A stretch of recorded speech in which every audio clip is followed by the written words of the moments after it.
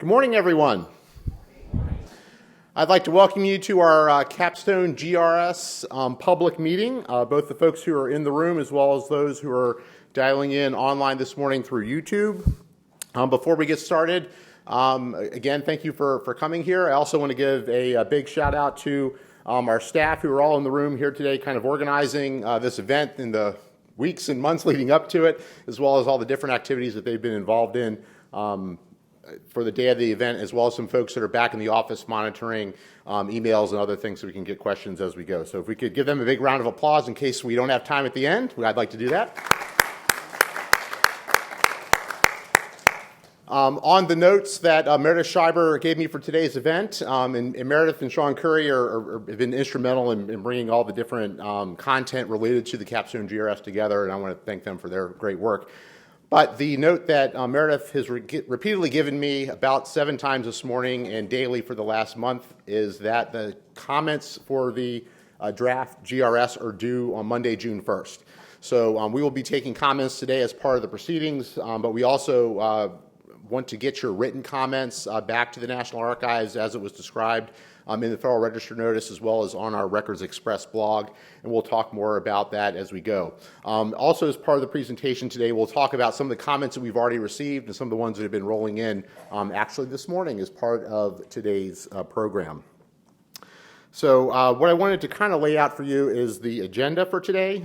First, I'm going to give some opening remarks, then give a little bit of background on the creation of the General Records Schedule for Capstone and some background on Capstone itself. Talk a little bit about some of the items, talk maybe in a little bit more depth, and we'll have time for questions about it. The verification process, where agencies will be submitting verification forms of their Capstone officials for us to review and approve, and then we will be posting publicly for the public to review once we get the Capstone GRS put in place.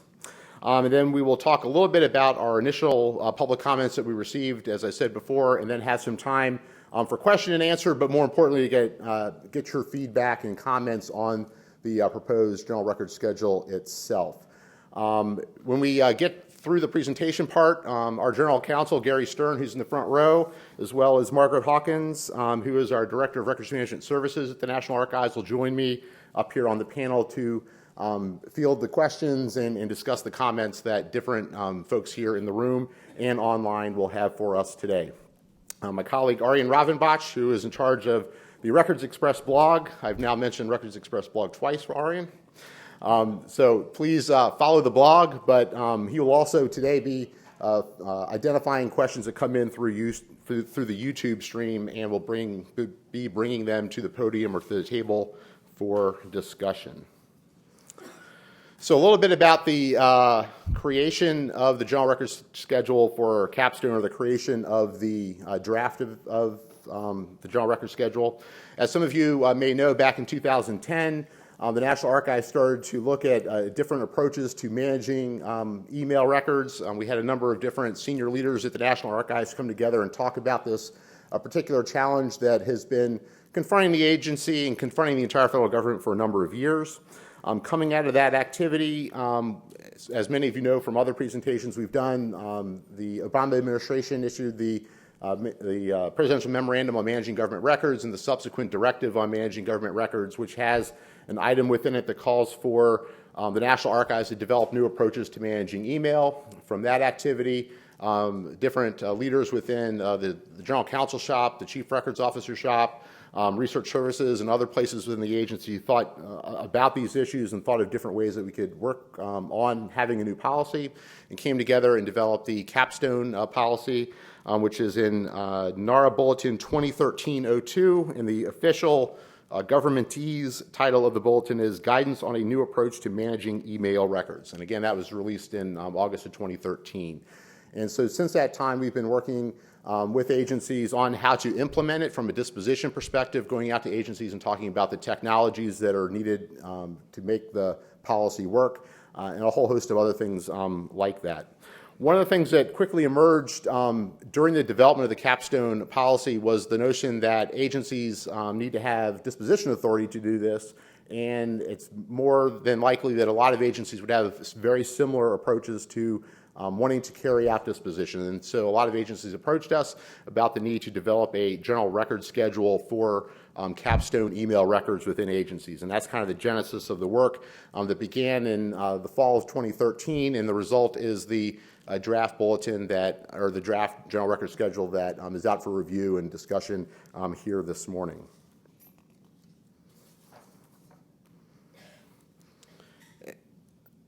And I'm sorry, the clicker's a little sensitive. Everyone has seen this diagram probably more than once.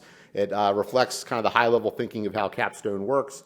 All email records within an organization would be captured. You draw a line at a certain point at a high level within an organization. All of the records above that line would be permanent. The agency would be required or would be urged to do culling and identification of non-record material and use other automated tools to get the best possible collection of archival records that would eventually come to the National Archives. Beneath that level, an agency could deploy a series of different types of disposition periods that we'll talk a little bit more as it relates to the GRS itself to ensure the protection of the government's and the citizens' rights and interests within those records, but also allow for the eventual disposition or destruction of those records. So that's kind of the high-level description of this. And also, as you can see in the different smaller, darker triangles, those are opportunities for identifying capstone units within an organization beneath the capstone level. So that kind of gives you a high-level conception of the policy itself. So I want to talk a little bit about some of the work that we have done in developing the GRS. We have, as I mentioned before, we had a team of folks from across different parts of the National Archives come together and look at this issue, working as well with our General Record Schedule team, which is part of the directive, is working on completely revising and updating the General Record Schedule to bring it into conformance with 21st century records and information management practices. This is a part of that larger activity. We've developed different versions of the General Record Schedule over time and have used them in focus groups with the agencies that would have to implement it. And we've gotten a lot of good feedback from them on what would work and what would not work. We've also, as part of that process, gotten some feedback from agencies about the need to have a verification process and feedback within the National Archives itself about having a verification process so that we understand who the senior officials or who the capstone officials would be across the government that would be captured, whose emails would be captured and would eventually come to the National Archives for permanent preservation and access to the public. And we've also understood through that process that a lot of agencies want the National Archives to participate in the signing off on or the approval of those lists of senior capstone officials, both to validate their thinking and also to provide some level of legal coverage, and that we have looked at the list. We've done some analysis and have approved of the list. Separate from the appraisal process, because the appraisal process will be connected to the General Record Schedule, but there will be some analysis and approval and then publication of those lists of senior agency officials or capstone officials up on our website where you'll be able to look at them.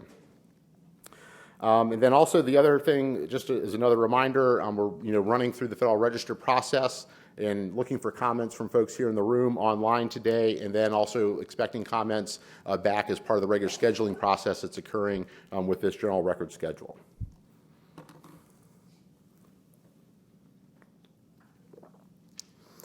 I would also like to point out that within the package that came out with the release of the schedule itself, there's also a white paper and a frequently asked questions guide that kind of goes into much more detail than the words that I have here up on the slide to take a look at. And I would encourage you to continue to study that and provide comments based on that. But these are some of the high-level issues related to scope and use that we have gotten a lot of thinking done within the agency, and based on feedback from agencies who have looked at prior drafts of it, this kind of gets at some of those issues. So the first thing I want to make clear is that agencies must complete a verification process with NAR before they would be allowed to use any part of the GRS.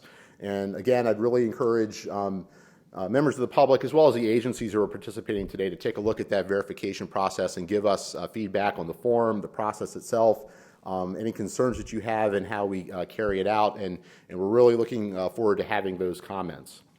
The second point is agencies are not required to use all items of the GRS. This will be documented on the verification form. We'll be developing a way that you can tell us which parts of the GRS you would be using, which parts you would not, and how you would be covering those with other schedules specific to those emails and other records. Legacy email may be included, and this also needs to be documented on the verification form so we can track how you're using the GRS, and again, it's another way for us to have insight into how your decision making works and be able to provide some approval of that. And then the other main point, which is kind of obvious to anyone that does records management, is if agencies do not use the Capstone GRS for their email records, they must apply disposition authorities from other general record schedules or other agency-specific schedules. So you have to manage your email records as the way to look at that one. When we were developing the slides and knowing we wanted to actually have more comment than me standing here talking, this is where it could blow out to about 75 slides. I'm looking at Meredith and Sean, and they're smiling knowingly. But there are a couple of main items about the GRS I wanted to cover. One is that we have the permanent item, which is the item 10, has a description of the 9 categories or roles for Capstone officials and has the transfer instructions there. I also wanted to kind of describe some of the challenges that we had in developing those levels. As you've probably heard me speak on other occasions, we have to provide disposition authority to agencies as large as the Department of Defense or the Department of Energy, all the way down to commissions that only have a handful of employees. So part of what we had to do is kind of describe these things in such a way that it would be easy or relatively easy for an agency to use this GRS in managing their email records. So on the next slide, this kind of describes the 9 categories of roles that we would expect for Capstone officials. They're pretty self-explanatory with lots of parentheticals to be able to find yourself or find your particular agency head type person within it. Coming from the National Archives and Records Administration, this is a unique problem for us. We did not put the archivist as a type of Capstone official necessarily, but that's one of the things that you need to be taking into mind as you're exploring the different categories and how to use them. So I'm not going to go through each of these, but as you can see them in the General Record Schedule piece and the description of them and how they are to be interpreted and used. The second item, we've gotten some feedback on it. Actually, the second and third items of the schedule have to do with the temporary dispositions. And a couple points I wanted to make clear about this piece is that we have 2 temporary dispositions. And part of what we're trying to do here is provide some level of flexibility to very large agencies that have lots of administrative staff who are probably doing important work, but it's within an administrative system where a lot of those records are already being captured. But then also, that also have a lot of folks who are not doing any kinds of record keeping and information management kinds of activities and not wanting to be in the place of having to maintain those records for 7 years or longer.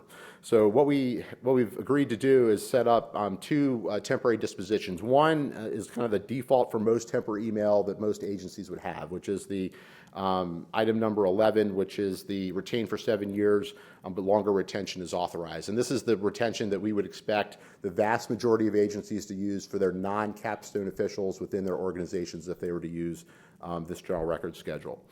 The second item is an item that agencies will have discretion in using. That's the item 12, where they could retain records for 3 years or longer for those for the small number or presumably small number of administrative staff who are not generating email records that have a lot of issues related to rights and interests activities within an agency, or if they did, or if in some kind of extraordinary circumstance they had records of more value, they would probably be captured in some other system. But this would be allowed, you'd be allowed to use this for the vast majority of those kinds of emails. So that was one of the things that we took back from the different focus groups that we conducted and decided to put this sort of 2 sets of temporary dispositions in place.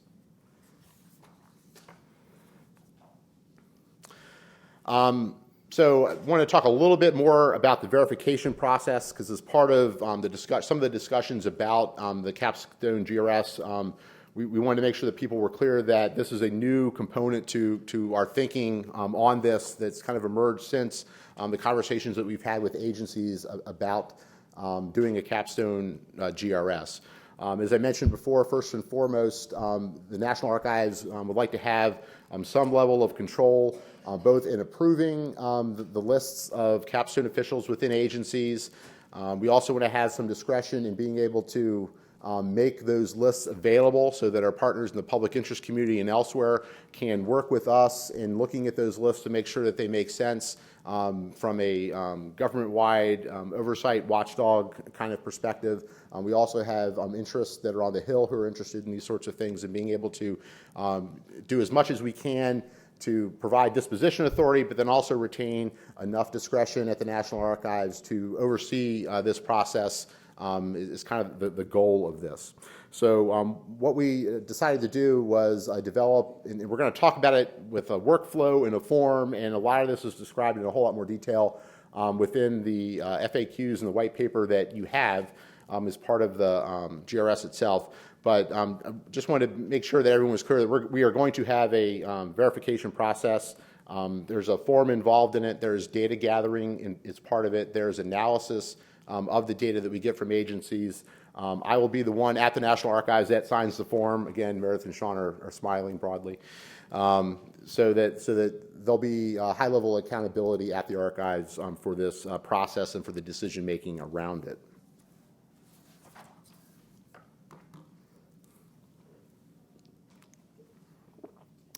So just to give you a sense of the high-level piece to this, and we have a lot more boxes that we're working on how this works at a much more granular level. But agencies will submit to us their list of Capstone officials. We will take them from the General Record Schedule team, will be the unit that will be gathering them. We will review them, we will approve them, or we will disapprove them and get back to the agency and tell them they need to submit a Capstone-specific schedule or for their email records at their agency. So that's kind of the basic high-level issue.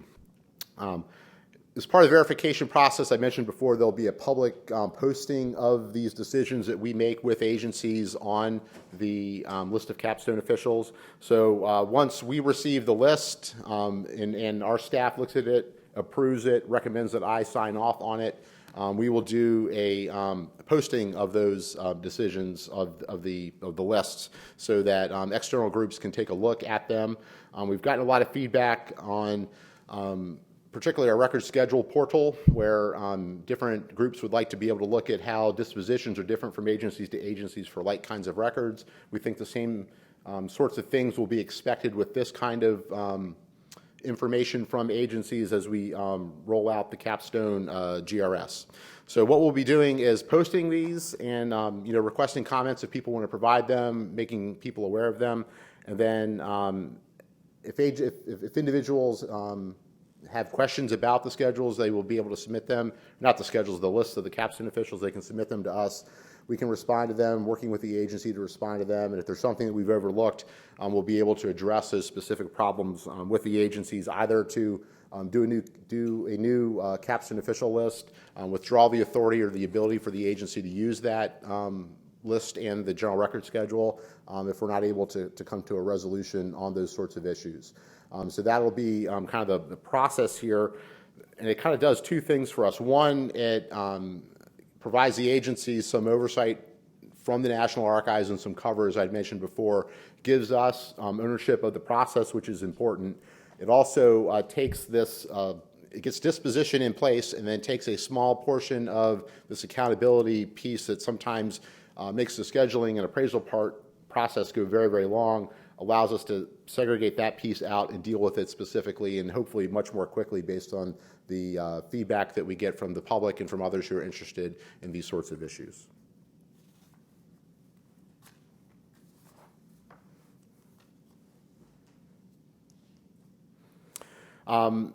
Another set of questions that people often have about this is how long will these verification or these form submissions be valid.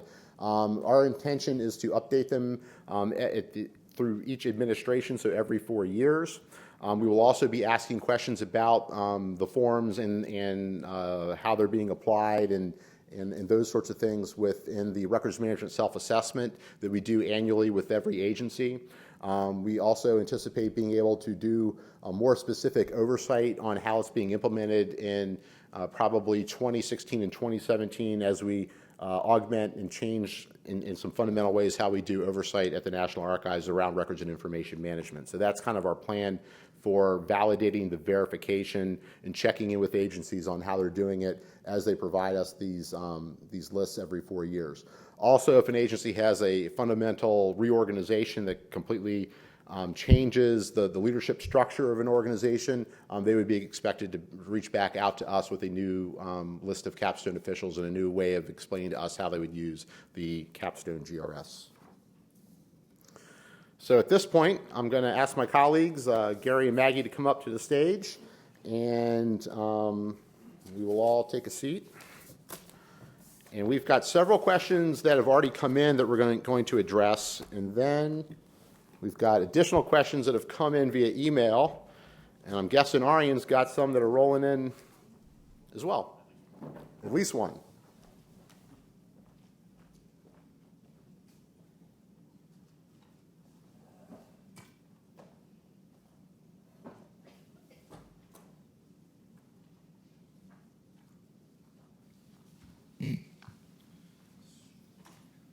So as people are lining up to ask their questions, I guess are we starting with? We're going to start with the ones we have on the screen. Kind of prime the pump, and then you all can go to either aisle and get the microphone from Kate or Valerie, and we'll take questions. Then we'll allow for some time to get some questions from Arian, and we've got some that came in through the mailbox, which I'll attempt to read from my device, but I don't have my reading glasses, so we'll see how it goes.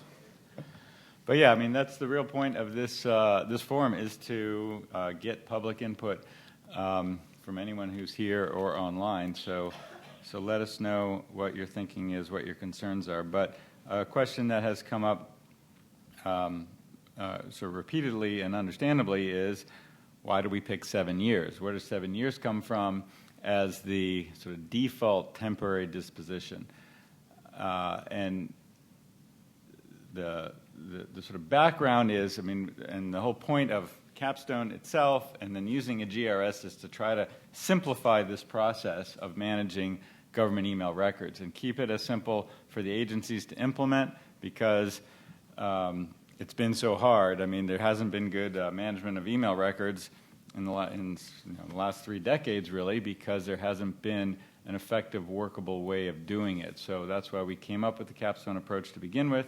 And then, as Paul mentioned, with respect to scheduling, we want to keep that as simple and workable as possible. We recognize that essentially every agency would be submitting a similar type schedule, and so why not see if we can use a GRS, which just gives blanket government-wide authorization for disposition.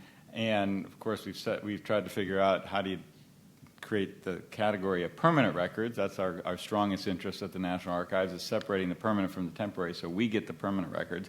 And then for temporary records, how do you separate or determine how long to keep various types of records? That's what scheduling and records management is all about. And given the vast volume and disparate use of email across the government, we didn't want to have every agency and every person trying to figure out, is this a 3-year record or a 7-year record or a 15-year record on every single email. So we came up with 7 years as the default, essentially to align with where the significant majority of legal obligations are for with respect to statutes of limitations and a required legal retention of records.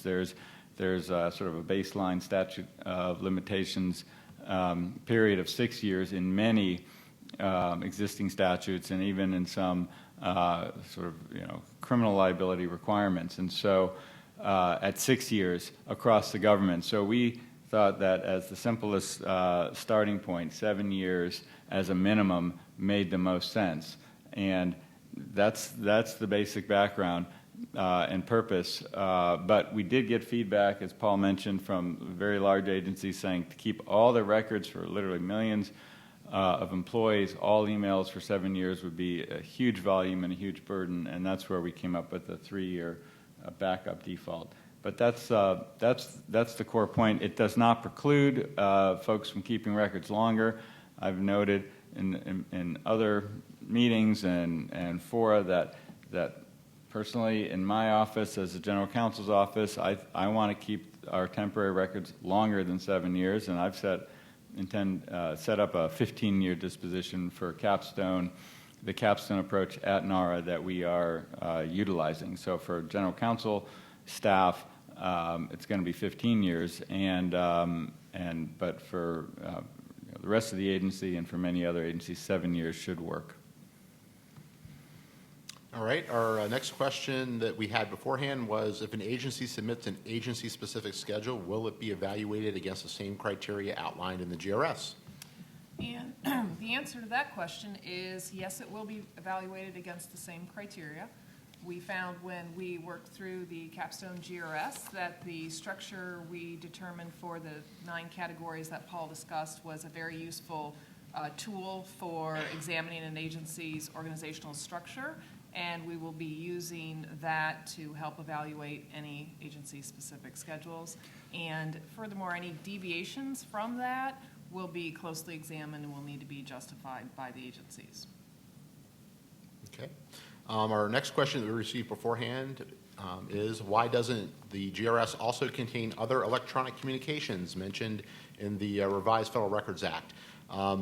So there are some provisions within the materials that if you have a system where some calendar materials and other kinds of materials that are related to this are connected, I'm not sure, intricately is probably a good word, to the email system, they can come along for the ride, as we say, with the Capstone officials.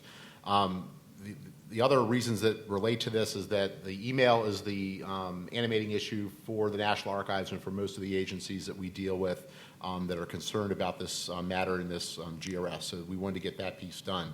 As you probably have seen in the last couple of days, our records management policy team has released a new bulletin on electronic communications and policy issues around how to manage them effectively, which gets at some of these issues. And we anticipate getting that piece out and then thinking about how to deal with those materials as well from a disposition perspective, probably in a way similar to what we're talking about with email.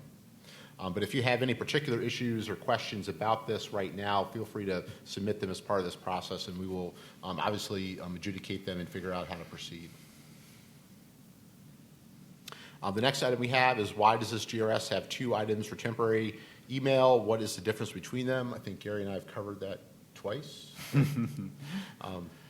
We're pretty scripted, but not completely nailed down. So right. So hopefully, folks, can understand why we added on the 3-year period, but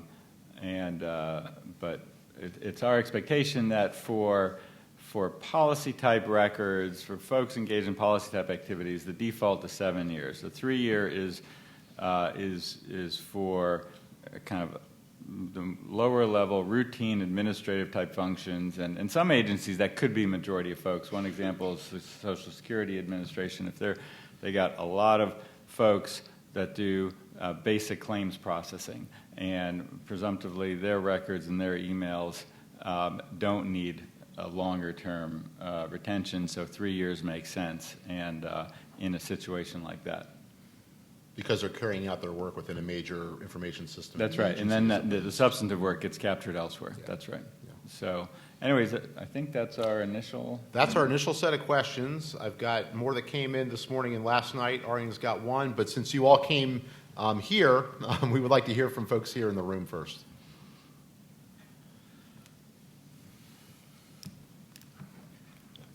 Hello.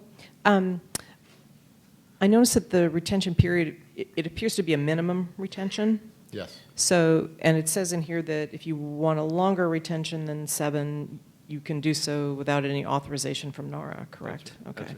That's So as a practical matter, as a records officer,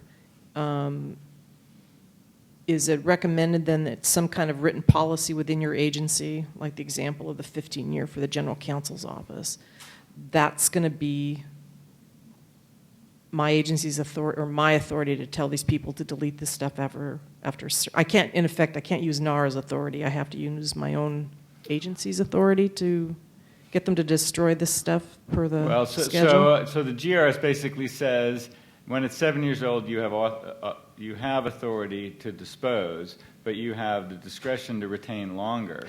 And so at that point, it's agency discretion. It's by agency discretion, you're retaining records longer than the formal disposition. So in effect, legally, you can destroy those records anytime you want after 7 years. But by agency policy, you've said this office is going to keep it for 15 years and then destroy it at that point.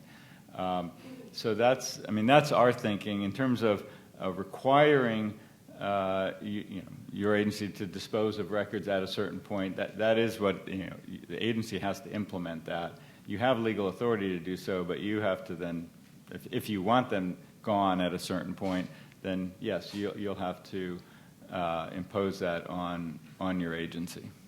And I would add that you'll see a lot of dispositions in the new GRS written in that style, and that's based on agency feedback. We received a lot of comments from agencies that NARA needs to not micromanage their disposition of clearly temporary records. They were having to continually come back to us to ask for exceptions to keep things longer.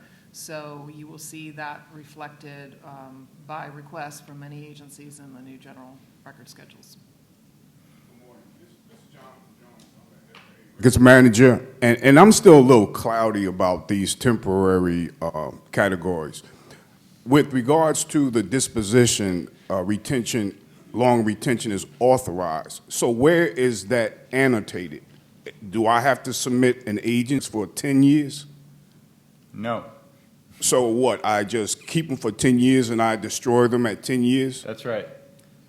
Based on the Based on the instructions? authority that you could have destroyed them at 7 years, that's all we're saying. You have to keep the temporary records. If you think you have a business requirement to keep them longer, you can do so, and then essentially say for this category of records we're keeping them for 10, and then at 10 we will dispose of them. But you already have the authority to do that through the GRS anytime after 7 years.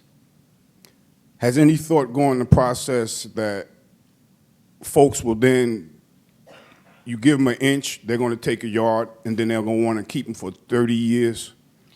With respect to temporary records, sure. And that we understand with email, some people just like to keep everything as long as they can, maybe their entire career. In fact, we've had agencies take that approach and propose that approach in an agency-specific schedule. Keep all emails for the length of the person's career, and then some period thereafter. And so that's not an unreasonable way of managing email records if that's how you want to do it. And it's a combination of accepting whatever risk of they're subject to FOIA, subject to litigation discovery that you want to, that could result from keeping records longer than you're required to, as well as resources in terms of space,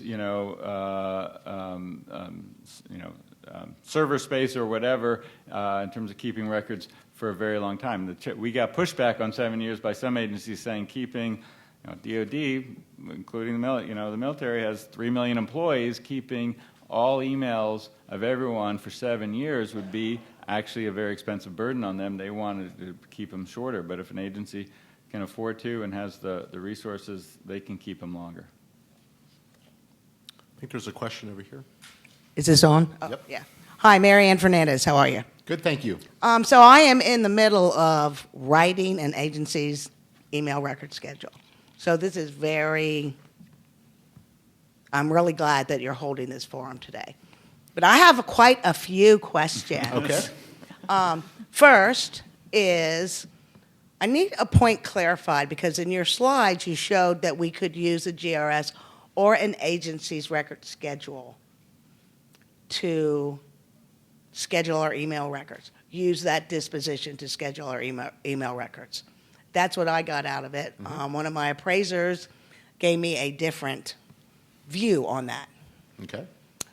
My point is that I would prefer to use my agency record schedule for my senior officials so that their email records mirror their agency electronic document. So it mirrors that retention, period. For me, the permanent records, 15 years is a very long time. There's no pre-accessioning. And to keep up with technology and for agencies to be able to keep up with that and keep those permanent records for 15 years seems a little long to me. So that's my first question. I'll stop there. Okay. What I would say is I would probably need to see your existing schedules. There may be reasons why email cannot be folded into it as it stands now. It may be how it's written. It does not mean that that would preclude that as a possibility. Again, it gets kind of specific into the specifics of your schedule. In terms of the pre-accessioning, that may be something that can be revisited. It may not have been something that was considered at the time that schedule was written, so I would encourage you to think about that. And does that answer it? Yeah. Sufficiently? So that answered it. So my next question is, your slide shows that really what we need to do is fill out the verification form and go through the verification process before we submit a record schedule, or should we submit our email record schedule with that verification form at the same time? You could do either. I would encourage you, since you have a lot of questions, to talk it through with your appraiser in advance. I think the intellectual exercise of determining the capstone officials and who's in the temporary areas is something that may take a little time, and I think working with someone in advance is a good idea. The thing I would add is that the verification form is a good tool to use even if you're going to have a agency-specific schedule. And a lot of the insights that we gained in developing that tool come from some of the analysis that our staff has done of agency-specific schedules and how they would be evaluated by Maggie's staff. So there's a verification form process kind of thing to it, but as an intellectual frame of analysis, it's really good to be able to use to be able to do a agency-specific schedule. And as Maggie also said, we will be using that framework as a way to evaluate agency-specific schedules. So while it's technically the verification form's not required for an agency-specific schedule, I would strongly encourage you to use it. And in fact, if you turned in a schedule without one, the appraisers will be themselves using it to line up your agency-specific schedule against it in any case. It is a very useful tool. Thank you. How about we take one over here, then I'll start working off my machine. All right, thanks. Good morning. Tim Schenkel with Milliken. So a quick question about culling. I guess maybe it's a two-part. Who has the discretion to perform culling, and is there a time period for culling after an email is received or sent? So the agency itself has discretion to do the culling according to identifying non-record material, deduping, all the typical kinds of things that tools that firms like yours use. So that's what would be permitted. You would probably, an agency would want to work with whoever's doing that work, either in their IT shop or with their contractors, to make sure that there's a policy in place on how they would do it that's consistent with what we've outlined in the GRS and the FAQs and the other materials we have related to it. It's not the National Archives' intention to get involved in the day-to-day operations of those sorts of things, but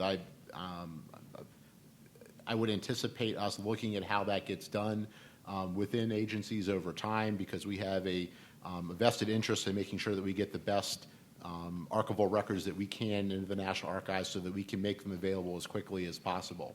And to the extent that there are tools out there that can help make that happen, on the agency side, we are going to encourage agencies to do that before we bring those records in so that we can make access happen.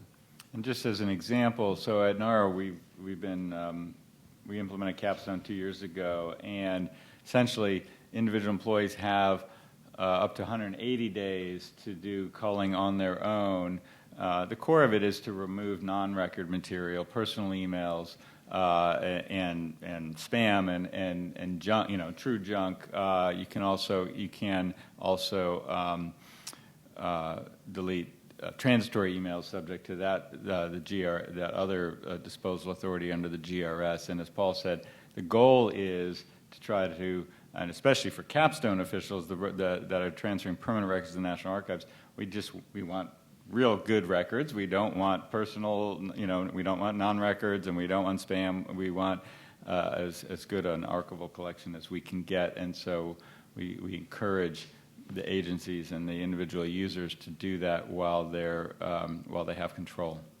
And we'd also emphasize that over time, their tools need to be developed to do this kind of work, because the volumes of emails that we're talking about, it's just not practical to think that individuals are going to do it, but they should be encouraged to do it, and in the meantime, until we get the tools in place to do it. And I would add, too, that NAR has the authority to call after permanent email is legally transferred. There's a lot of rules about that. It's not indiscriminate. There's various categories that are laid out in the regulations and in the transfer request forms that are utilized to transfer permanent records. It's also detailed more extensively in number 22 in the frequently asked questions. However, NARA would face the same challenges as agencies in terms of the volume and the complexity of culling, and we'll also be looking at automated tools to potentially help with that in the future. Okay, what I'd like to do is cover a couple of questions that we've already gotten separate from the ones we've already discussed from the slides. The first one is the draft Capstone GRS does not appear to address pre-accessioning of Capstone officials' email. Is that issue deliberately kept out of the proposed schedule? Would pre-accessioning be unique to each federal agency, and would it be based on factors such as volume of Capstone email to be transferred, capacity and capabilities of the ERA system, size of the federal agencies, et cetera?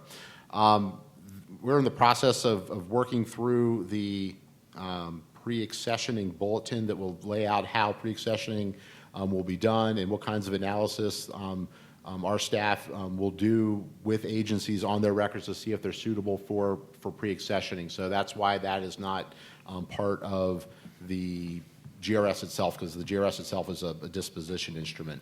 But as Maggie alluded to earlier, there's a need to have conversations with agencies on their specific records to see how this would work or not work in particular instances. The second question we have is, what about Capstone officials' email that is encrypted or password protected? Would NARA require the key to unencrypt or have the password? Currently, we require agencies to transfer to us the records in an unencrypted form, and that's at the file level. We do have the media be encrypted during the transfer of the materials to us for protection of those materials, and we're in the process of developing more guidance in that area. But our expectation is that the records would come to us unencrypted. And having said that, technologies are always changing, and approaches to IT security are always changing, and there may be some different views on this in the coming years. But we want it unencrypted, unpassword protected, except as it's done from a media perspective for transfers. The next item is what metadata will be required in Capstone officials' emails.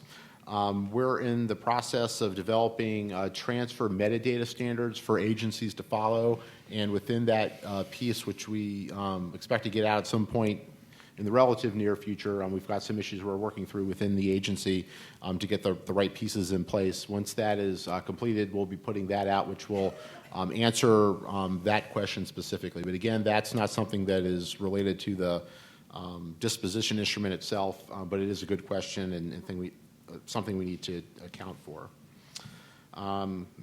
The next one is another technical question that gets me further and further out on the ledge of technical answers. What other storage media besides the ERA system would be acceptable to transfer the Capstone officials' emails? And there's a list of examples of different media that we take, and then it concludes with, does NARA have a NARA cloud to be able to take this material directly? I would direct folks who are interested in this issue to take a look at our electronic formats guidance. It kind of talks about the formats in which we will take material, look at the metadata piece when that's in place, and then with the format guidance piece and also with the metadata piece, it's in draft, but I can tell you what it says on this point. You would be encouraged to work with the specific unit, the electronic records unit, the National Archives that does the processing of these materials and the accessioning of these materials to get the latest information on how we would take them from a technical kind of media perspective. And I will stop there and save this last one for after we have more questions here in the room. Are there more questions? I'm sorry. I think Gary answered this when he was talking about culling, but I wanted to ask specifically, how does this GRS impact the transitory record series? Does it negate it, or does it work with it in conjunction with it? So they're complementary, and the disposition for transitory records, including emails, still exists and will exist when, presumably when we revise all the general records schedules, and agencies still have authority to delete transitory records, delete or dispose of transitory records, essentially when they're no longer needed, and it's defined as records of a very short-term duration, and essentially retention no longer than needed for no longer than 180 days, but can be deleted when no longer needed. And so we very much will retain that authority and policy and principle, and to the extent that, and unquestionably, large volumes of emails, even of Capstone officials, I certainly know from personal experience, I get a lot of transitory. I got a lot of emails that are transitory, and I can and do dispose of them during the culling process. Would also be encouraged and can be used. Yes, we would love to have automated tools. I have a question reference transfer, and I think I already know the answer, but I promised my customers I would ask anyway. Those customers are about to bring on some DoD certified systems, and they want to know, is there a way that they can connect directly to ERA without having to dump onto Medium and then transfer to NARA? Currently, agencies have to do the media transfers with us if they're transferring large volumes or pretty much any volumes of electronic records. But we would be interested in sitting down with your components to talk about what kinds of volumes they have, what kinds of media they have, how imminent their transfers need to be, and have some conversations with our accessioning staff and our technical staff and our IT shop to see, what exactly the dimension of the challenge is. If you've got, I think it would be fair to say that we'd want to have a specific conversation with your agency and your components about that. So who would I contact to get that conversation started? You can contact me directly at paul.wester@nara.gov, and then I'll get you in contact with the accessioning folks and the IT folks, and we can have a conversation about the scale and scope of what you're describing. And I would just add, certainly it's our goal to get there, where we want to be able to have automatic electronic transfer of large volumes of electronic records directly into our electronic records archives, which is also our goal to get that into the cloud, and we're moving there, but we're not there yet. And so we're in we're in a constant improvement and of the system and upgrading, and as time goes on, that should become routine and possible. But right now, it's not. At least certainly not at large volumes. One of the good things about hearing from agencies on what their specific requirements are, it helps drive where our requirements are going as we roll out new components or phases of ERA. So we're very eager to talk to you about what exactly the challenge is, the scope and depth of it, so that we can feed that into our requirements development as we kind of move to the next steps. Well, I would love to volunteer to be that test bed to see if we can go directly. Great. Very good. Thank you.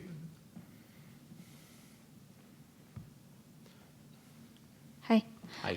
Catherine Hawkins from openthegovernment.org. I had a question about the language in the GRS stating that the extent of inclusion of classified email is left to agency discretion.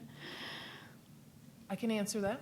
That was a remnant from a previous version of the GRS where we had specific items for classified, and we realized that we needed to streamline and simplify it. We had already determined a couple of days ago that that will be removed now from the GRS in that intro section. However, it would not preclude an agency from submitting an agency-specific schedule that may do something different with classified email. However, we don't feel the need to point it out very specifically, and if anyone were to do that, there would have to be specific reasons why. Thanks. Another question about classified email. The 7-year default period for in a classified setting seems like it might lead to the default would be all classified emails except if Capstone officials would go away before there was any, FOIA or realistic possibility of public access to them. Is there an argument for longer default retention of classified emails? There could be. I mean, part of what we want to do is get comments from public interest groups like yours about this specific issue. Yeah, I mean, we're open to thinking about that. It's a balance issue of how agencies need to operate and function, and what works for them. I mean, we've certainly gotten input from agencies that is for their own business purposes. They generally may need to keep records longer, both classified and unclassified, and that's why you can already do that under the Capstone approach, or that's why an agency-specific approach may be more appropriate. Hello, how you doing? This is Kirby Garland with NGA. I know that some IT departments have their own standards for email management. For example, delete attachments, for example, to save server space. Does NARA have a position on the scope of the email that should be preserved in Capstone, like sent emails, inboxes, created folders, the whole message with the attachment? What is your position on how that should be implemented? We would expect that the emails with the attachments and the appropriate metadata would be, for the Capstone officials, would be captured and preserved so they could be transferred to us at the appropriate 15-year period or whatever we establish through the GRS or through agency-specific schedules. Is that? Yes. I mean, email always includes the entirety of an email, Yeah. including its attachment. So that's a presumption that it must include that for whatever the retention is, that you have to keep the attachment along with the email itself as part. That's a part of the record. Right, and we're talking about sent, inbox, and everything within the whole account, right? Sent and received, both. Sent and received, both. Yep. Thank you. Right. I mean, some systems, only keep one version, and they're tagged as whether Right. they're sent or received. Especially when you have, for example, an email that's internal to an agency may be sent to 10 different people.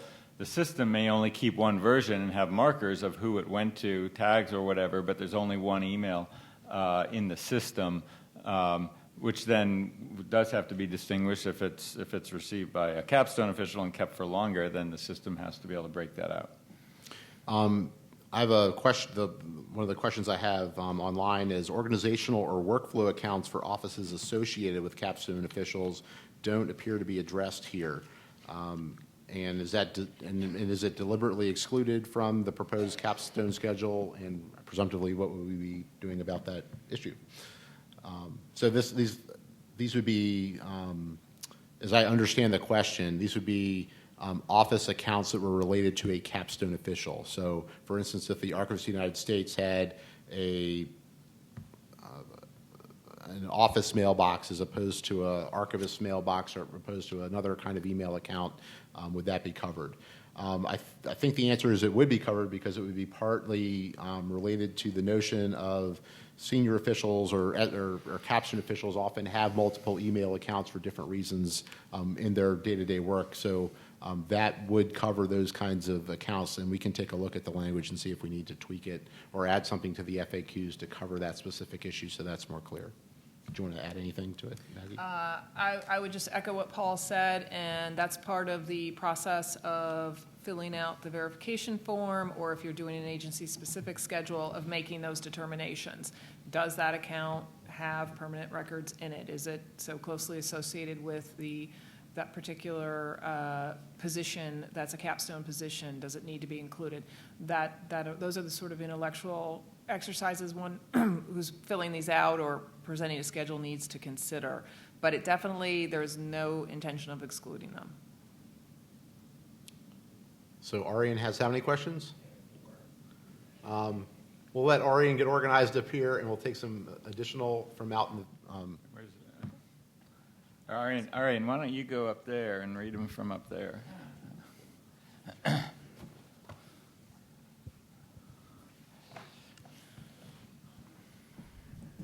So I'll represent the internet by standing here at the podium. So the first question we have was, will the published list of agency senior offices list only the title of the official versus the proper name of the individual, I guess in the public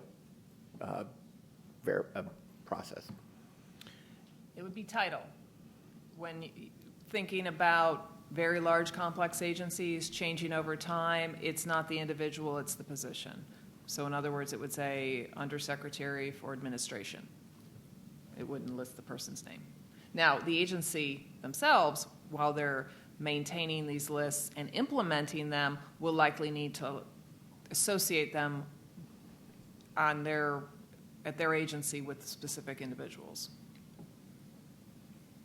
Okay, the next question kind of follows up on the last question that Paul was raising. How will staff permanent records be scheduled, permanent or temporary? And I think that kind of gets to the workflow. That's kind of related. To me, that question reads like it's related to the workflow question you just did.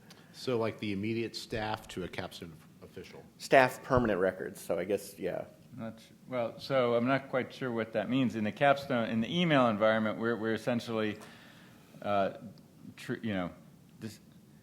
we're separating or managing the records as either permanent or temporary by the person and by the position. And so by using this approach, we are not isolating individual email, like permanent email records by individual staff as a formal matter. Now, as a practical matter and as an implementation matter, you can do that. Again, at NAR, the way we've implemented it, any employee who's a temporary official can tag individual emails as permanent if they believe they are, and if they don't think it's otherwise going to be captured by being copied or forwarded to their supervisor, who is a capstone official. So that is an approach. That is a way that you can do that, and that's how we're doing it through the tag labeling system. That would require an affirmative action by the individual employee to say, yeah, this is a permanent email, and I want it to get captured and preserved that way.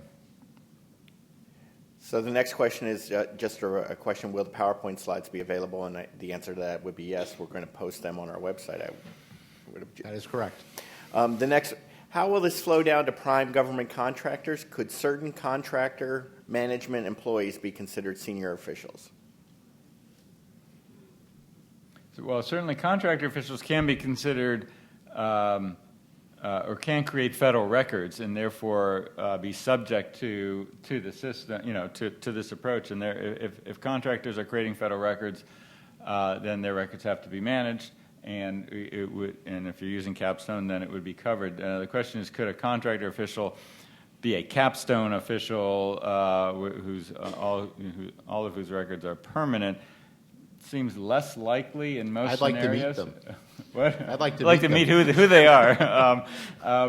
But if they presumably they're reporting to or in a chain of command leading to a Capstone official, and one of the key concepts of the whole Capstone approach is that records of serious import in all likelihood, will find their way into a senior person's account either by being forwarded or copied in the course of normal business, so that Capstone officials' emails will contain the important records, the permanent records of their subordinates. That's essentially how it works for me and Paul, that if anything of real substance in my office, I should be at least CC'd or copied, or the record should come to me, so it'll be in my account, even if it's not being specifically preserved by my staff. To give a less flip answer to that, there may be situations within agencies where the item 4 under, or category 4 under item 10, staff assistance to those in the other categories, that may be a contractor position where they're providing that sort of support, and that may be covered specifically by that. So that would be something to take a look at, and maybe we need to look at how to raise that issue when agencies are using the Capstone GRS. Yeah, that's a good question. Yes, very good. Treasury OIG. On your new verification process for the Capstone officials, 2 aspects, because you list it by title online. What if an agency, one, doesn't have any, they don't want to keep it for 15 years, so they tell you they don't have any? Will you come back and say, yes, you do, they fall into this category? Or alternatively, on the other side, if an agency just says, we're going to big bucket it and all SES or Capstone, would you then publish this agency SES one line? No, I would have to give that a little more thought. It's kind of a detailed question, but generally speaking, we would need to see the list of all those SCSers and make some determination if it seemed reasonable. There's also overkill. You can designate too many people as permanent, and we will have an eye to that as well. Yeah, well, I think the answer should be no. I mean, they can't just say all SES. They still have to sort of fill out the form and complete all those fields. And we want each position, Capstone official position, to be named. And we're going to do some level of review to see. To find that right balance. We don't want too few and we don't want too many, and what the right balance is the challenge. But yeah, if we think they're clearly missing folks that seems to us should be on the list, then we'll inquire back. And but of course, the system always works through a cooperative process and a presumption. We rely on the presumption that the agency is representing itself properly. Yes. Good morning. This is going a little bit back in the conversation, but with respect to classified emails, the guidance given for Capstone is that emails can be kept for 7 years or what have you. But wouldn't an email, if it's classified, wouldn't the classification level dictate how long it's kept for? 15, 25 years. Wouldn't that supersede the Capstone guidance? We would determine disposition for any record based on the content and the need for it, the business, the administrative, the legal needs, regardless of its classification level. So it would not necessarily mean there are temporary classified records and there are short-term temporary classified records out there now. It would follow that there would be the same situation for email. However, between your point and the other person who raised the issue of the classified email, we will certainly be looking at that more closely. Gotcha. Okay. And this, you may have already answered this question, but theoretically, contractor emails could be, let me back up. So Capstone would capture permanent records from designated officials in agencies, and the assumption is that if contractors create permanent records, then those records, those emails, would eventually find their way into the email accounts, either by being CC'd or whatever, in the designated officials' email accounts. Is that correct? So what my question is, Capstone wouldn't look to capture necessarily emails directly from contractors. It's only focused on government email addresses. Is Yes, that? I mean, so all of our work is focused on federal records as defined by the Federal Records Act, and agencies rely on lots of contractors to do lots of their work, some of that work and some of those people may be creating federal records then that has to be managed. Many contractors, however, are private companies doing their work on contract, and those records are not deemed to be federal records. They may have contract requirements for preservation and access by the agency, distinct, under the terms of the contract, does not automatically make those records of the contractors federal records. But if they're in an agency, sort of embedded as a support part of the agency, and creating federal records, then their records would be covered like anyone else. Again, our thinking is most contractors will probably not be senior Capstone officials all of whose records would be deemed permanent. They would be like the vast majority of the rest of the agency staff. Okay, great, thank you. Go ahead. No, just keep. They'll catch you. Yeah. They'll catch me. Yeah. My question is, what are examples of high-level accounts that may not include permanent records? In the very top of the peak, you have those little circles, and it says there's high-level accounts that may not include permanent records. I need an explanation. Mm-hmm. I think what would happen is agencies would articulate a specific need for not retaining those kinds of records, and we would evaluate them. I don't know if we've gotten I've gotten an agency-specific schedule yet that has something in the schedule that accounts for that, but we wanted to build the system or the approach to allow for that possibility. We would expect that most very senior officials would be designated Capstone. It's conceivable that there may be a very senior official who, we're going to use very and not very, but a senior official who may have a title that sounds like they're doing something really, really important, and maybe all they're doing is kind of facilitating activities between different people, and maybe that might be an example where that kind of material would not warrant permanent preservation. But that's something that we would only know if an agency proposed it to us as a I'm not sure, exception. but an example could be a chief of staff in a small agency may be actually much more doing administrative function than serious substantive policy function. So you think of the chief of staff to a cabinet head, it's probably going to be a Capstone official, but a chief of staff in a small agency of a couple hundred people may have a very different role, and so may not automatically qualify as a Capstone official or could be excluded. That's the current example I can think of. I just wanted to ask a follow-up to the gentleman's question about the contractor. So just to clarify, so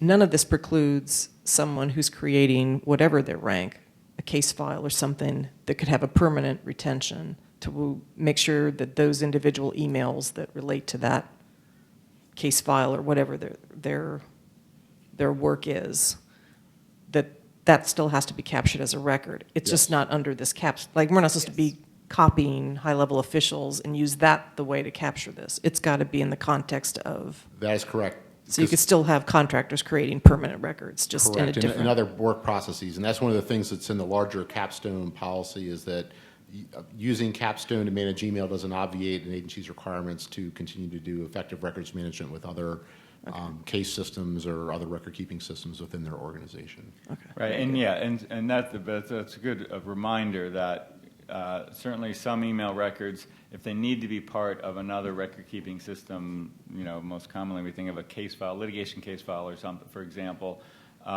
that you may be required, and certainly nothing precludes copying emails into that system. They'd be preserved in that system, part of the case file, as a permanent, as a permanent record in that system, and then the copy that's still in their general inbox of a non-Capstone official could then be disposed of as a temporary record, but the other copy that's gone into the case file would be preserved separately and potentially permanently.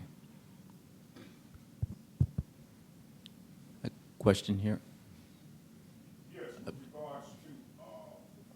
Oh, sorry, wait, let him speak up there with the microphone, then we'll get you the mic.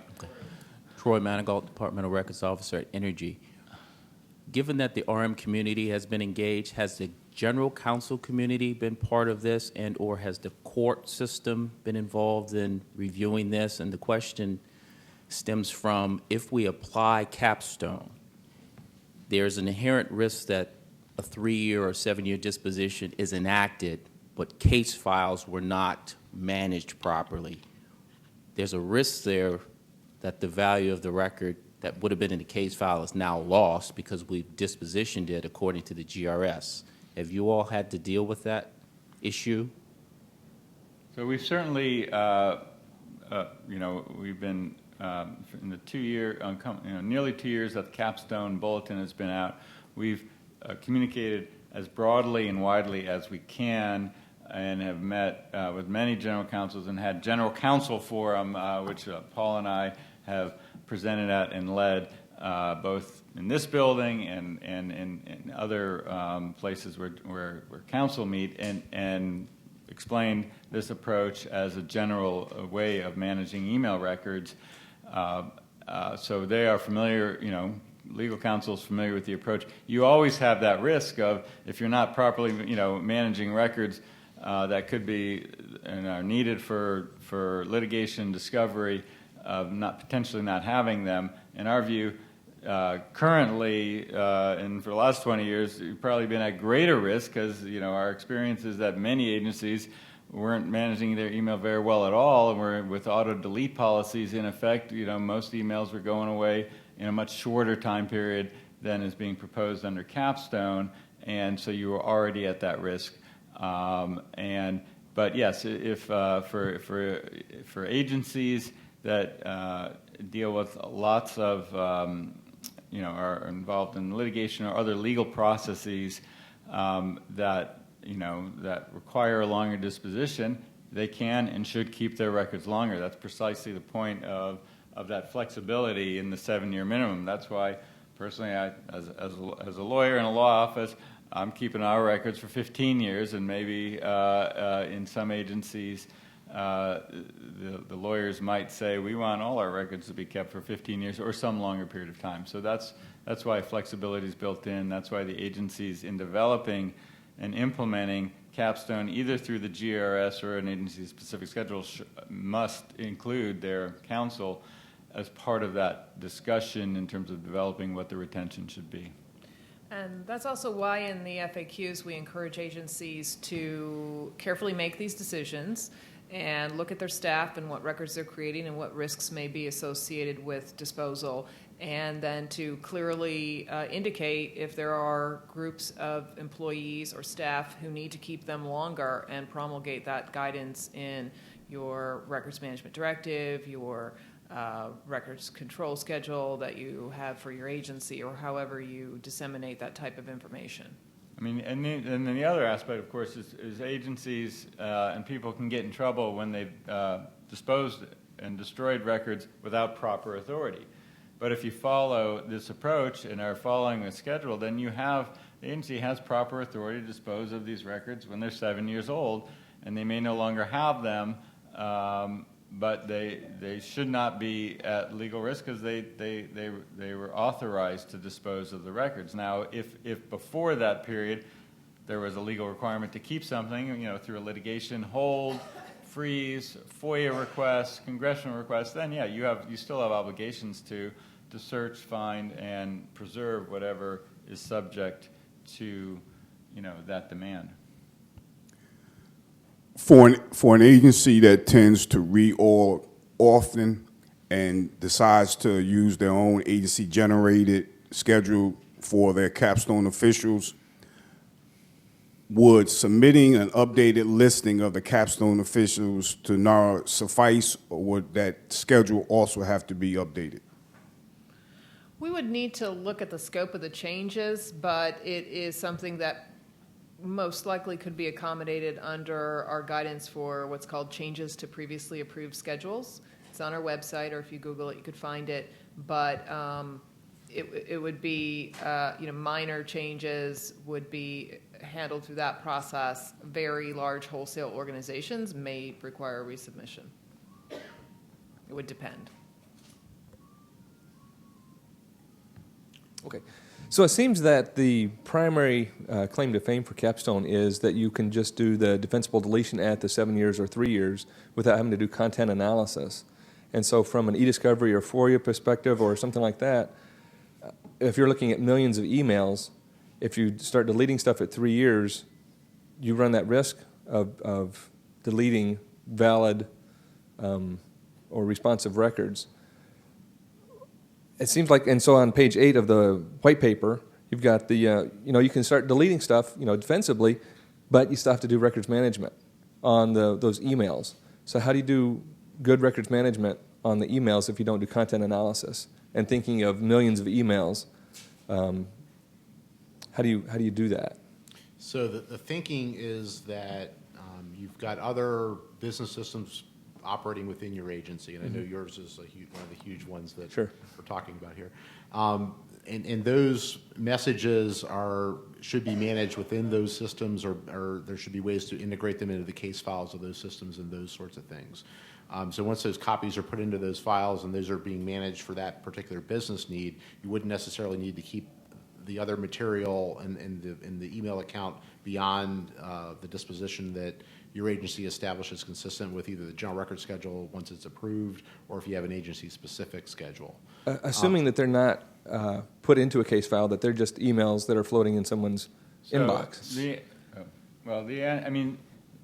This whole approach comes from a presumption that your very point, the content analysis of email right now, without good, effective, automated tools, has to be done by the individual on an individual basis, and frankly, was rarely being done in the government. Each person having to analyze however many emails do they get or send or receive every day, and make those judgments. It just wasn't being done and was not going to be done, and really can't be done at these volumes by anyone. So yes, Capstone approach dispenses with content analysis and says we're going to make presumptions and to try to gather them through this broad-based way. Save everything for some period of time and separate in these very crude ways. It's a crude, simplistic approach that may not be great, but in our view, it's better than the existing alternative. At some point, good content analyzing technology, software will be there. I mean, it's already coming, and it's there, in terms of predictive coding and natural language processing, all those kind of things. If you can apply those, and frankly, we have some agencies that are already doing that, that will be the future of records management for email. But right now, we're relying on this, and there is some risk that you're going to miss stuff, either over-include in some ways and under-include in other ways. That's the risk. The reality that exists. It's simply comparing it to the current alternative where if, as in most agencies, they had an auto-delete policy, most of them are just gone anyway. And so this is a better way of keeping records for a reasonable period of time. Might you not have something 8 years from now that would have been subject to a FOIA or a congressional request? Or a discovery request? The answer is yes, of course. Okay, so I see this, until we get that automated solution that does that content analysis, that it's just going to make the e-discovery and the FOIA harder, because not only now do we have one haystack, we have thousands or warehouses of haystacks. So are we looking at, because you're trying to, now you're not deleting it, you're just saving it, you got 7 years worth of email to look through as opposed to, say, 90 days or 180 days or whatever. That's right. Are you guys talking to folks over at Capitol Hill that run the FOIA program to say, hey, we're already running a FOIA backlog because we're not able to get to it as efficiently as we'd like? If we start saving a lot of stuff, we anticipate that those FOIA backlogs are going to, escalate, and the delay in the processing and e-discovery requests are just going to become harder because there's more stuff to search with the ineffective manual process. That's a possible effect. I mean, there are, of course, other agencies that have been keeping everything.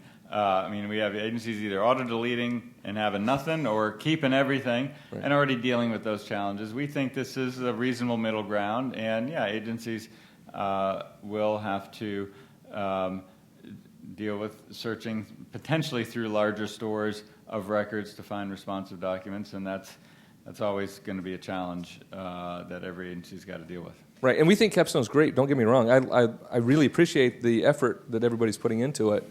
I just want to make sure that it's workable.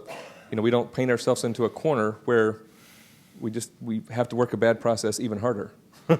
Thank you. A point had come in from one of the early comments that indicated that the person believed this would also have an effect on the permanent records. Once they're transferred to NARA, it could require more resources to perform access searches and screen records. So it's true there as well, and it's a trade-off for bringing in the permanent email, and it is something that, again, harkening back to what Gary said and Paul said about the need for better, more sophisticated automated tools to help with that. That's a very good point. I mean, our archivists who deal with the permanent records, some of them are a little frustrated with this approach because they know that they're going to be getting these large volumes which still will contain lots of really not very substantive records within them.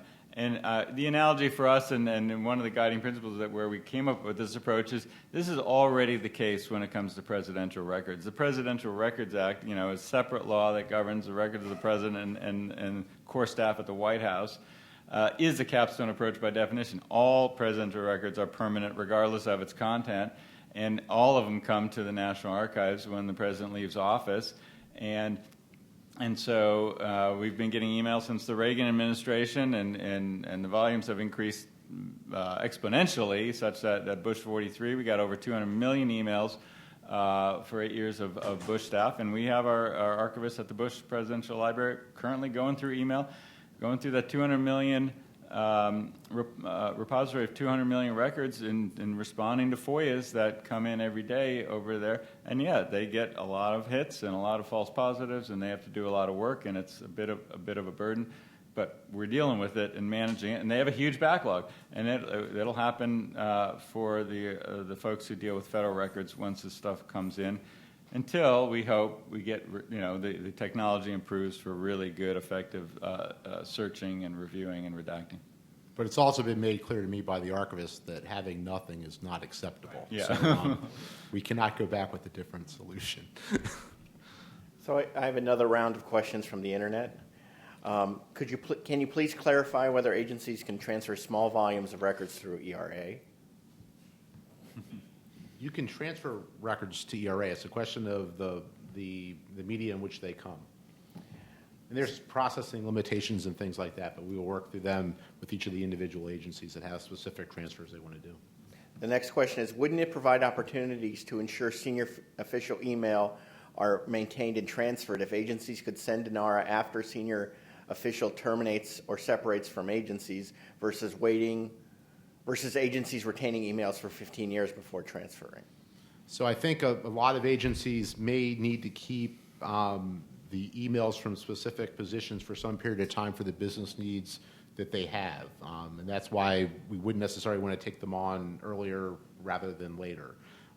We don't want to be in a position where we're taking permanently valuable records that everyone agrees that are permanently valuable, but they still have a business need within an agency any sooner than we need to, because the agencies still need to have them to carry out their work. We don't want to necessarily take on the burden of active records, because essentially that's what they would be. So it does make a lot of sense to let agencies continue to hold them for some period of time to meet their business needs and the legal obligations that they have with them. And that's the business model of the National Archives. Is we get the permanent records after they are very old. I mean, traditionally, you wait 30 years before you transfer permanent records to the National Archives into our legal custody, and at that point, most restrictions should go away. They should be much more easily. It should be much easier to make them publicly available when they're old, and that's why they sit in record centers, the paper records, for for years, if not decades, and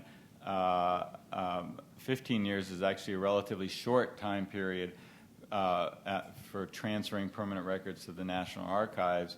And the only reason to transfer them sooner would be for purposes of preservation, given the nature of electronic records in terms of keeping them usable and accessible over time. And that's where the concept of pre-accessioning, that's where we came up with it, the pre-accession electronic records, so we can make sure we get them in a usable format. But the legal custody must stay with the agency for a good long time for their business needs, and just that they need to be responsible for access requests and dealing with sensitivities in the records at least till they're 15 years old, and for classified longer. And if they have sensitivities, if they're worried about public access, they should keep them, because our presumption is when we get them, we're going to make them available. And I would add that we have a forthcoming bulletin about the appropriate age of transfer for permanent records, it's a bulletin that discusses these issues, lays out a series of questions that agencies need to consider in conjunction with their records officer, with their general counsel, with the program staff, in determining what might be the appropriate age for transfer, with a particular eye to concerns about some of the early transfer of records. There have been a lot of issues lately with the early transfer of records. Records have come over too soon. They're too sensitive. The agency still needs them. Once they're in the archives, we generally do not return them. People have to come to our research room to use them. So there's just a series of issues associated with that this bulletin will discuss, and will give agencies and our staff some guidance in sorting through those issues. And generally, the thing is that it's fairly, most records aren't appropriate to transfer immediately upon their closure, and this bulletin will talk about that. So the next one is, what guidance do you have for agencies with high level of government-owned contractor-operated operations, i.e. DOE, senior contractor management functions similar to agency senior officials? I think what we'd want to do is go through the analysis of the different categories of people, see how it applies to specific instances with specific contractor organizations within an agency on a case-by-case basis. My understanding, and even from some personal experience, because I did work at DOE back in the 90s, is most of like the DOE labs run by contractors. The records of those contractors are not federal records, so they're not governed by the FRA, and they're not subject to this. So that wouldn't necessarily play into this approach. Those records are still subject to those contracts, and those contractors have requirements to maintain those records and provide access to the agency and the government upon demand, but that doesn't make them necessarily federal records. And we have the final one from the 100 people watching the stream is, when someone leaves an agency, would their email be required to be stored for 7 years? Yeah, presumptively, yes. I mean, if it's a 7-year retention, then when they leave, the last year of their record still has to be kept for another 7 years. I mean, the way it can work, the way we're intending to implement it at NARA, is basically when the records hit 7 years in the system, in our records management system, which is a separate repository from our live system, we will start to do automatic deletion of those records when they hit 7 years. And so when someone leaves, the records will still stay in the system and come up for disposal at the 7-year point. I'm not sure if this is a question as much as it might be commentary. If it comes across as commentary, please forgive me. However, when NARA and OMB were working on the presidential directive, instead of nibbling around the edges with the requirement to maintain email in an electronic format by 2016, why not just come out and tell federal agencies that you must have an enterprise-wide electronic records management system by a certain year? Because unless agencies, and I understand all agencies are not created equal, but I find it crazy that in 2015, I'm still managing records manually because NARA is the only federal agency whose mission is records. The agency I work at, their mission is aviation safety.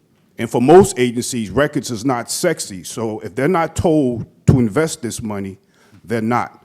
So NARA with Congress, with OMB, you folks can make it happen.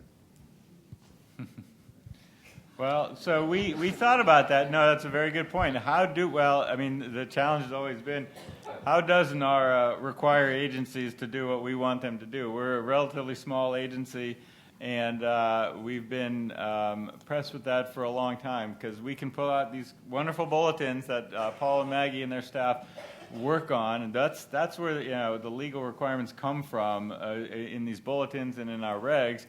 But how do we make an agency do it? We're not the records police. We're not an enforcement agency, and we can't enforce on other folks. We finally realized the best way is to get the president to tell them to do it, and the president and OMB, usually agencies listen to them more than they listen to us, and that's what the whole point of the presidential memo and the directive does. We also recognize and believe that email was a more acute problem than managing other types of records. So we wanted to get that addressed first.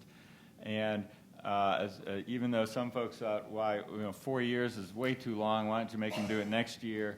We realized it's still going to take some time. The government bureaucracy and procurement process to get a system, to buy it, to implement it. 4 years seemed reasonable. And we're only a year and a half away now, and we think that's been fair. And then we go on to the next phase, and you got 3 more years to deal with managing permanent electronic records electronically by 2019. That seemed like the reasonable approach on agencies, and it was based on agency feedback and input when we circulated that directive for agency comment back in 2012. And the other issue is we also don't want to specify a very specific technical solution to the problem by telling people they have to have an enterprise-wide system. There are other approaches developing IT solutions that are starting to come to fore in other agencies right now, and specifically telling people exactly how to do it is problematic. But as Gary laid out, putting out the dates by which agencies have to do these things,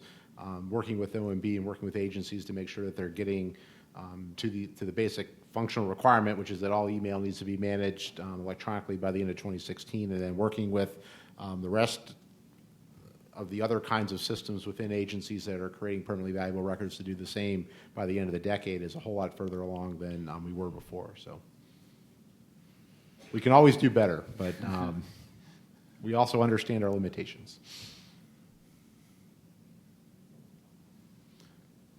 All right. Okay.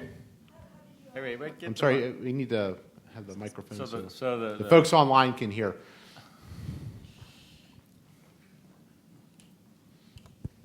Hi.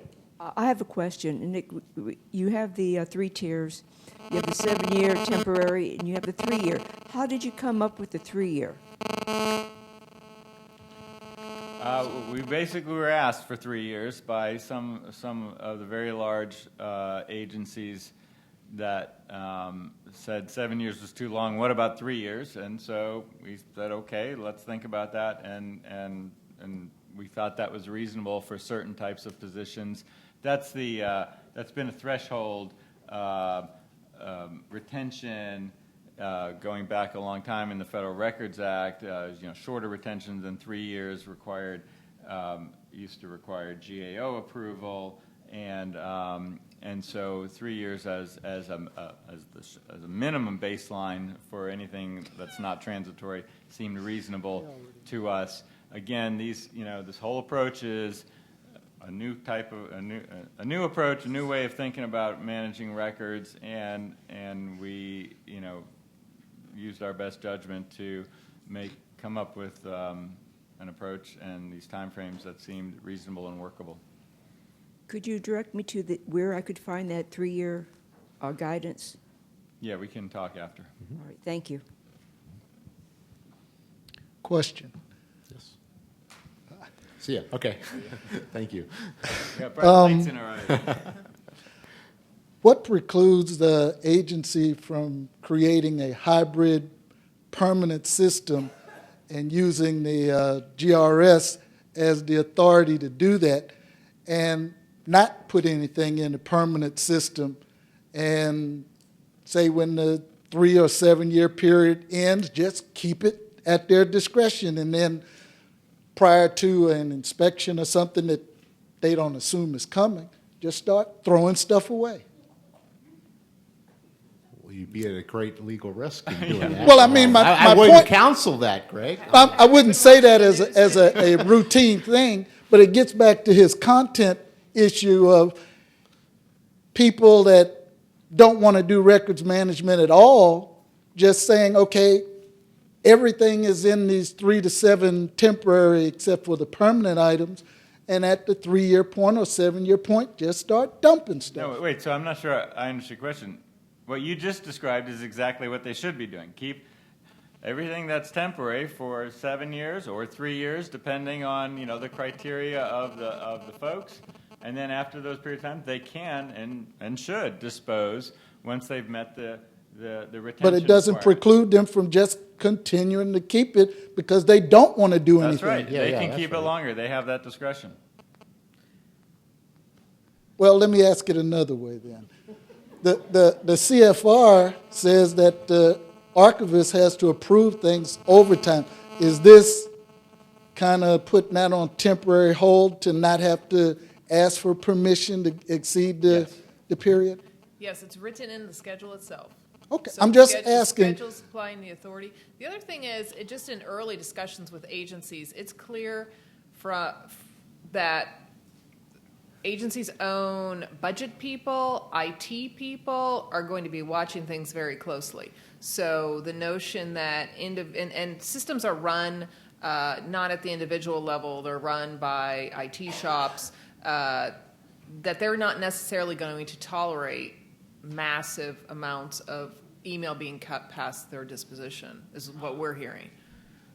At least that's what we're hearing. But it can depend on the system. I mean, even like for us at the archives, we have Google Mail in the cloud as our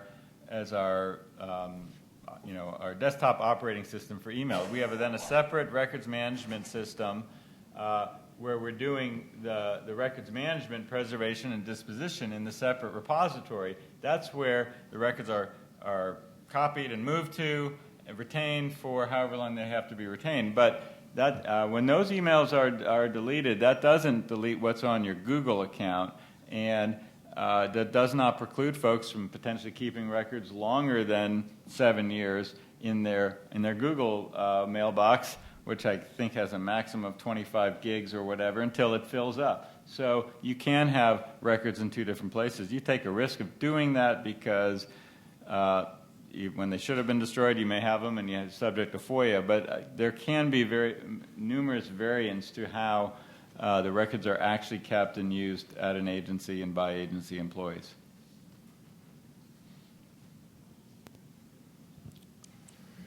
Hello, I had one more question. This is Bruce from GOIG. The guidance draft thing that came out yesterday addresses electronic messaging, which under the new law 1233 includes email. My question is, when you pass the GRS on email, will that not automatically be applicable to anything else in the 1233 definition of electronic messages? So the GRS that we're talking about today is specific to email. Is it specific to email? Yes. And does not cover instant messaging, yet in the new guidance it suggests applying a capstone approach to instant messaging, et cetera. But the law says electronic messaging includes a group of things, including email. I'm wondering legally, is there not an implication that when you pass the GRS that includes email, you've approved it for those other items as well? No, there isn't. The only thing that's there is that if some of the messaging technologies are intricately entwined with the email, they can be managed they can come along with the capstone official. That's the piece that we have been clear about. I anticipate we're going to get some comments on this specifically as we get closer to June 1st when all the comments are due. And as I said earlier, we're committed to thinking through this issue with electronic messaging and some other approaches to deal with those materials from a disposition perspective, because goodness knows agencies are looking for guidance in that area. And just to clarify, the new law that passed back in November addresses electronic messages specifically and really only in the context of the requirement that if you send or receive an electronic message in a non-official account, you have 20 days. You must bring it into an official account within 20 days. So that's a new legal requirement to capture federal records that are outside of government systems, and it does have this broader term and definition of electronic message that applies there. But there is no question, and you're absolutely right, that agencies need to be managing these other forms of electronic messages, which are, particularly text messages on phones, which have not been very well managed and have not been easy to manage. And there was press just yesterday, about an IG report, I believe at DOJ, about DEA and ATF, I think, not managing their text messages very effectively. And so that's getting attention. And by chance, our draft guidance just came out at the same time. So yeah, agencies got to focus on it. It could well be that we'll end up doing a capstone approach for that, and whether, with a new GRS or even amending this, it may be a way of dealing with that in the future. But right now, this GRS only applies to email and records connected to the email system, like calendars, like the chat within the email system. If you have that, we do, Google has Google Chat, so you can talk to folks that way on the computer, and we can capture them through our email system. Hi, Don Kelly again. I have a question for you as far as if an agency is considering not going the GRS route, if they're going to develop their own records disposition schedule, is there enough time between now and December of 16 to get it approved through NARA to be effective? And I don't mean that negatively either. I'm just wondering, should we even look at, trying to submit a separate agency schedule, or do we just go with the GRS because realistically there won't be enough time to get it all the way I think through? you need to look at what your agency's business needs are, and if the capstone GRS works for you, you should probably pursue that. If you have specific issues in your agency that are deviations from the capstone GRS, you definitely have to work with us to get something in place. Having a schedule in place not having a schedule in place by the end of 2016 doesn't necessarily mean you're in trouble, because you still have to manage it electronically. So you still need to be able to produce the records if you're asked for them electronically. It's not specific to the disposition piece. Well, and if you think about it, if you followed a capstone approach and it's 7 years, I mean, you have 7 years before you're going to be deleting the first records, and if they're not scheduled, all it means is you can't dispose of them. And so you're required to be managing the records electronically by 2016. Even if a schedule comes in after the fact, that's not a problem. And so no, that should not be, you shouldn't be discouraged from submitting an agency-specific schedule just because you're worried you might not get it approved by the end of 2016. You can proceed with managing your email even without a schedule. You just can't destroy anything, which you probably wouldn't anyway. You're going to keep them for at least 3 years, if not 7. And so you have there is that window in which we can get the schedule approved if we can't do it before then.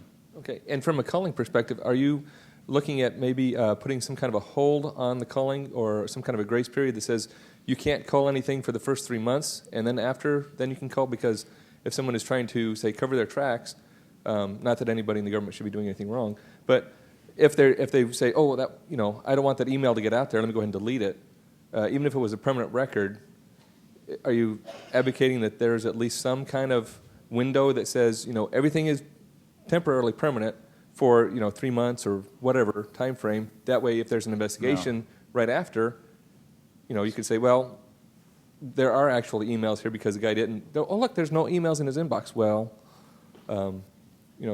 from No, covering a because I mean, transfer there's the ability to deal with non-record material that it's in an email box. It's not a federal record.